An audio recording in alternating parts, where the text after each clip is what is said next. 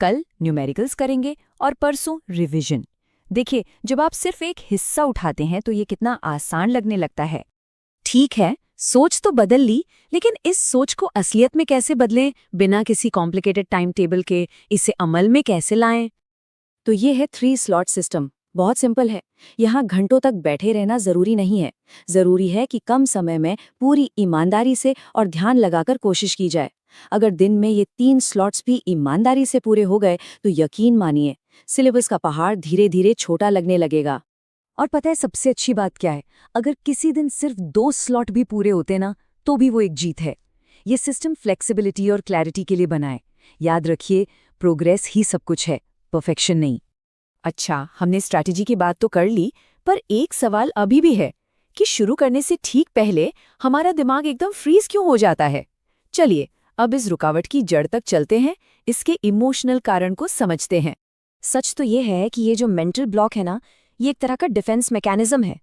असली लड़ाई पढ़ाई से है ही नहीं, लड़ाई है रिजल्ट के डर से। अब पढ़ाई से नहीं, बल्कि उस प्रेशर से भाग रहे हैं जो नतीजों के डर ने बनाया है। ये है हमारे असली दुश्मन। फेल होने का डर। पेरेंट्स को क्या मुंह दिखाएंगे, दोस्त तो सारे आगे निकल गए। इन सारी उम्मीदों का बोझ, ये सारे विचार मिलकर एक ऐसा डर पैदा करते हैं जो हमें कुछ भी शुरू करने से पहले ही रोक देता है।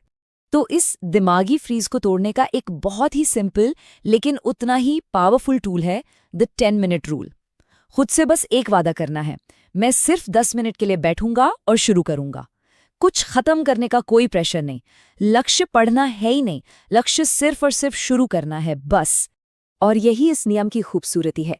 मोमेंटम उसी पल शुरू हो जाता है जब अच्छा परफॉर्म करने का प्रेशर हट जाता है।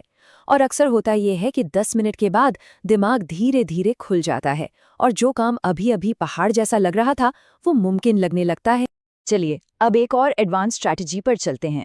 ये खास तौर पर उन लोगों के लिए है जो एग्जाम से पहले के उन आखिरी सबसे ज़रूरी हफ्तों में हैं।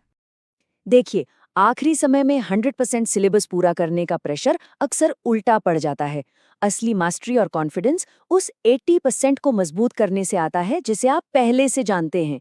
जो चैप्टर्स बिल्कुल नए हैं उन्हें बस एक बार समझ लीजिए, पर अपनी सारी एनर्जी उन पर मत लगाइए। ये बात बिल्कुल सटीक बैठती है। स्मार्ट और स्ट्रैटेजिक पढ़ाई, खासकर प्रेशर में सब कुछ एक साथ करने की कोशिश करने से कहीं ज्यादा पावरफुल है। आखिरी दिनों में स्मार्ट पढ़ना ज्यादा पढ़ने से कहीं ज्यादा असरदार होता है। और आखिर में इस एक बात को हमेशा याद रखिए, आप लेट नहीं हैं, आप फेलियर नहीं हैं, आप बस कुछ पल के लिए सही रास्ते से थोड़ा सा भटक गए थे और उस रास्ते पर वापस आने में कभी देर नहीं।